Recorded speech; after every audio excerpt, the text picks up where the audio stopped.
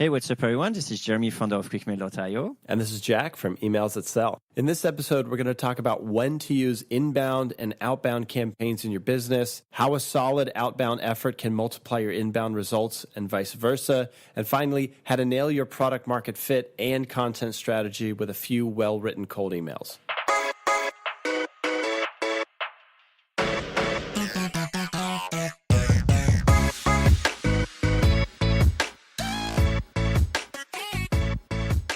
Kicking things off with a super quick definition. Inbound is when leads come to you. Outbound is when you go to the leads. And you've got options depending what part of your business you're in. You're going to use one or the other, or likely both. Today, Jeremy and I are going to discuss when you should use one or the other and how they can be used together. Tell me why is someone choosing inbound over outbound or vice versa for their business? One would choose outbound, in my opinion, when you need speed and you have a targeted or let's say a defined audience that can be reached through email effectively. Inbound works when you've got maybe a lower lifetime value per customer, where it might not make sense to contact customers on a one-by-one basis, but you're sort of in the mentality that if you can build up some inbound traffic, so getting some backlinks, maybe putting some content together, working up front so that at a later date you can have some sort of an online presence where people are finding you, then you might choose inbound for that kind of setup. In inbound, people are using SEO. They are doing a lead capture or magnet, and then they're having like lead nurturing for eventually at the end of the cycle to make a sale. And what makes me laugh is people going for the first time to outbound, they just, grab any kind of email they can and they go and blast people. They don't actually spend all the efforts of, okay, what is my current audience, how can I segment it, and all that sort of like work, and they kind of like take it as a shortcut, like, okay, right, let's get the word out, kind of thing. That's so true. So it's almost like your outbound strategy should have the same careful planning as somebody who's putting together a content calendar, for example. The temptation here, though, is it's so easy to just find somebody's email address in large quantities that, hey, go grab a bunch and we'll see what sticks kind of approach. But yeah, that's absolutely right. It's both inbound and outbound should be calculated, should be based on some data to figure out who they should go after and why. Using inbound to tell you what to write in your cold emails is a great strategy, especially if you're starting off a new campaign.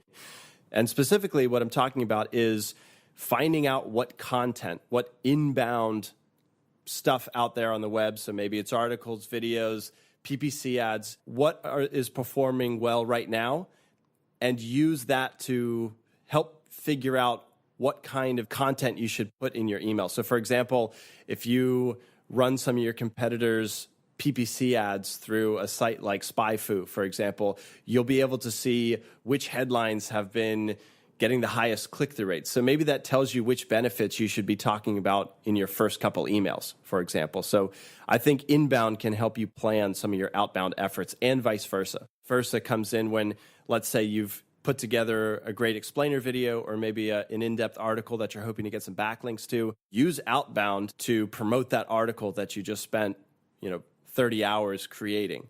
You can use outbound to get backlinks, to get shares. And so I think Jeremy and I are here on the same page where inbound and outbound should not only be used at your company, but also used together. Yeah, I think there's some great synergies of using both inbound and outbound and not just limiting ourselves to only one side of the story. I mean, the traditional way of thinking about it is usually you use outbound and you point to, hey, check out my article kind of thing. So it's like the outbound helping the inbound. But I actually like to think the other way is actually more powerful to me, which is basically you wait until someone watch your stuff, register, and then you let the marketing automation kick in. But at the same time, you reach out proactively to that person that sort of like raise their hand and say, hey, pick me. And then you can engage in a very interesting conversation. I kind of like this approach. Yes, sort of boiling that down, if somebody has signed up for your newsletter, maybe they came across your page on a Google search, opted in, and instead of just dripping some MailChimp messages at them and hoping that they engage with your brand, maybe just, like you said, be proactive and reach out, ask them, hey, what brought you to the site? Or probably even better is just to start a conversation based on the kind of content that they opted in for. Yeah, and one is not mutually exclusive of the other. You can still let them go on your drip campaign at the same time. I think that's a cool idea. Is there any kind of businesses that might not want to reach out to their leads on a one-to-one basis? Maybe a B2C company out there? Even B2C, I think every business will benefit from that. The question is at what scale? And, obviously, if you have 10,000 people, going in for a super low margin product and stuff like that, you may not want to reach out to everyone. But at some point, you may want to reach out to 100 customers, pick them up at random, and then go and just engage with them and say, hey, what really interested you in that page, on that product? Or are you okay if I ask you just a few questions? Or that reminds me, when I signed up for a Lyme Leads trial, after about 3 days, the CEO sent basically an outbound email to me, and it said, hey, Jack, thanks for signing up. About 1 day a week, I take a little bit of time to reach out to some of our newer customers. Would you mind sharing some feedback? I'm here to help. And if he would have sent that in a MailChimp newsletter, I probably wouldn't even have opened it. But the fact that it was kind of obvious that he was using automation to get that out there, but it stuck with me. I read it, and I think I may have even replied with some comments on the tool. Anyways, just way more powerful, in my opinion, than including a PS on your traditional marketing automation and say, hey, I'd love to hear your feedback. Will you write back? I mean, that happens, but I'd imagine at a smaller scale than if you sent a one-to-one sales automation email. I honestly think that you can kickstart a company with either way, but it will probably shape the way you approach business. Generally, I see people doing inbound as more the type of playing the long game kind of thing. Like they want to put everything in place and, just put stepping stone and stuff like that, which could work and did prove to work. And when it starts, snowballing, then, this is very, very powerful stuff. The trick here at this stage is that the feedback is very late. It takes a lot of time to really figure out, does it actually work with a lot of people, or are we even building the right thing? You may actually spend a lot of time just building your blogs and then realize actually no one cares that much. You may have a few initial leads that are interested, but then that's it. So you'll have a much faster feedback when you actually just go ahead and just ask people, and then Outbound's been really, really great for that. Now you can actually start Outbound with a very low cost product and very low margin, because at the beginning you're not trying to be profitable, you're trying to get to market fit very quickly. And so people using Outbound tends to be faster at finding this market fit, but in the long term they shouldn't neglect the inbound. And I know I did for QuickMail, and it's not always easy to then come back to inbound once you're fully outbound. So I think those two really needs to be in pair. Yeah, but just one thing to add to that, you're going to learn a lot faster with outbound. Now, I wouldn't recommend anybody to spend a dime on a piece of content or promoting content before you've really nailed down product and who it's for. One of my favorite things about Outbound is you get to test as many different segments as you want to right away. So you may find out that with dentists, your software product just takes off and sales are easy, but it could take you 4 or 5 different segments or markets to actually learn that. And here's the beauty where inbound comes in, is once you validated that dentists happen to be your hottest market, then you've got data that tells you go ahead and build some beautiful funnels now for your audience. That's already proven to be a winner, as opposed to taking a huge risk with inbound, because you're going to have to wait a couple months to really get some traction. I mean, maybe a couple months is not even enough time. Maybe it's 1 or 2 years before it really starts happening. Yeah, and your inbound will be so much stronger because of all the research you've been doing through outbound. The trick here is that some businesses are B2C, and therefore, when they are going outbound and they want to do it with their customers, they have to be slightly careful and probably use maybe different ways of outbound than cold email. It could well be, going through forums, leaving posts and then asking for people. But it's always the same idea. It's like you go out and then try to find people rather than waiting for people to find you. Unless you're getting some PR things, which for some people is like the holy grail, but in fact, it doesn't have always like a lot of impact. Yeah, and before I got into Outbound, I started a couple column projects, mini businesses, and you kept hearing like get out of the office, have conversations with your customers. And that was hard to do. I'll just say it was impossible when my tool set was just thinking in inbound terms. I mean, yeah, you can build a Facebook ad funnel at an audience that you think will resonate well with it, but you're going to end up spending a lot of time getting a list going that avenue. Then you've just got to hope that it works. And if it doesn't, you've got to hope that they get back to you with feedback. And it's just, there's a disconnection that I was missing before I started experimenting with Outbound. And I think for me, the greatest value is speed. And, we've talked a lot about why Outbound is great for learning, and especially in early times in a business. But let's talk a little bit more about place Outbound has for established companies. Maybe companies that have a killer inbound effort going on. Should they ramp up Outbound? And if so, what kind of role does it play in a business like that? That's a great question. We've been looking into that for Unbounds, for example. I think it's episode 30. And we did find quite a lot of things that, they can be doing. So in summary, there is a lot of things that you could do in terms of reaching out influencers or partnerships, and also sort of like not necessarily one-on-one with your customers, but more like with one-to-many. So it's like your leverage.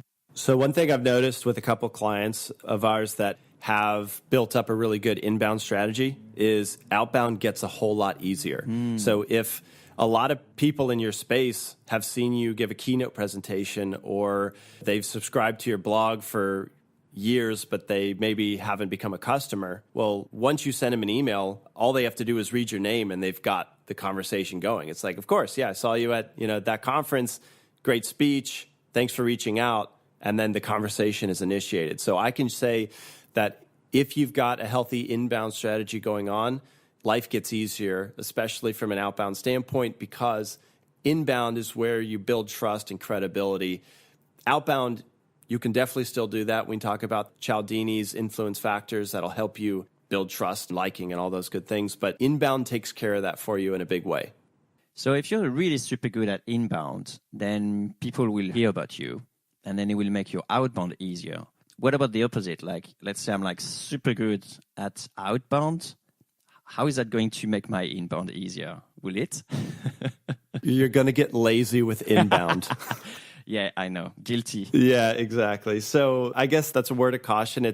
I'm not going to say it's a blessing and a curse, because it's just great when an outbound campaign works. But nudge yourself, put on a calendar, hire somebody to help you sort of kickstart an inbound campaign, because it's just going to make things a little bit easier. It'll grease the slide, so to speak. Okay, so let's take some concrete advice here. Let's say I've only been really focusing on outbound so far, and I want to start my inbound process. Then what can I take from outbound success to help me building my inbound? You're going to learn two things. First, you're going to learn exactly who your audience is. If you're not 100% clear, just look at all the conversations you've had through Outbound. Write down or put in a spreadsheet how many of those outbound conversations turned into sales, and then write down all of the customers you have, what industries they are. Just map them out so you know exactly who you're writing to or creating videos for when you do inbound, or podcasting to, whatever your medium is. You're going to know exactly who it's for, and then things get a little bit easier at that point, because then you can say, okay, let's say you do really well with the dentist market. Then you can say, okay, what websites right now are the top traffic getting sites for dentists? And there's a lot of tools out there that can help you. I think Alexa.com is helpful. BuzzSumo will tell you which sites are ranking for keywords or getting a lot of shares. And you'll be able to sort of say, okay, great, these are the sites that are doing really well. Then, okay, what's the most shared article on that site? And then you could sort of get some concrete ideas based on real data on what content is working for your best audience.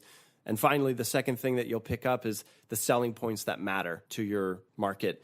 And you'll know that because 1 or 2 emails will be outperforming all the others by a pretty substantial margin. And then it's your job to make sure those selling points are baked into your headlines, into your articles, into your content so that they can start working a little bit harder and making more sales for you. I think one thing that really helps with Outbound is your ability to formulate the benefit or what is it that is interesting to the prospect in a very short amount of words.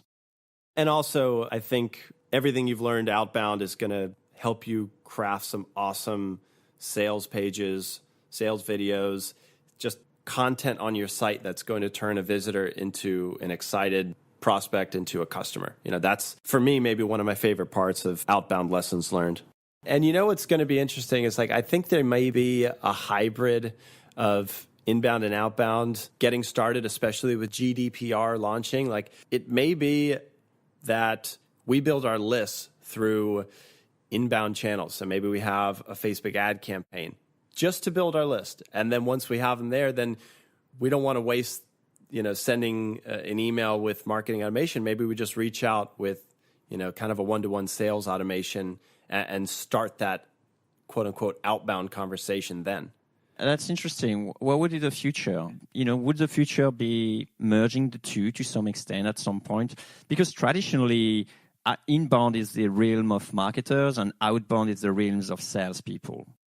I personally think that in whatever the future, I don't know how many months or years away this might be, but I have a feeling that with both inbound and outbound, the internet is rewarding the better messages. And what I mean by that is spam filters are getting smarter and they're able to filter out crappy emails. Algorithms for search engines or Google is refining so that we're shown the good stuff.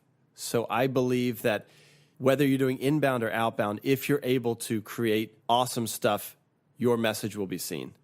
So basically you're saying we're all going to have to send cat videos in our emails. Metaphorically speaking, that's right. Our messages should be as good as cat videos. If you're along the lines of that, then you're doing good.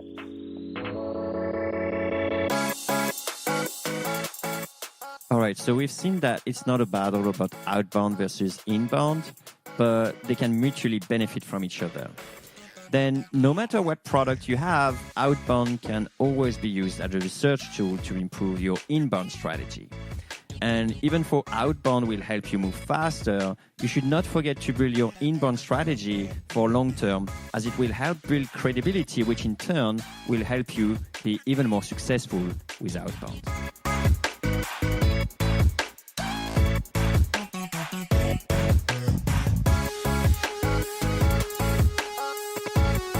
Hey, cold emailer. Yeah, you. If you got some value from this episode, give us a high vibe by sharing a 2-sentence review on iTunes. Or Stitcher or TuneIn. That works too. It's a quick way to help other growth-minded folks like us find this podcast. So they can send awesome emails. And make everyone's inbox a better place. Thanks.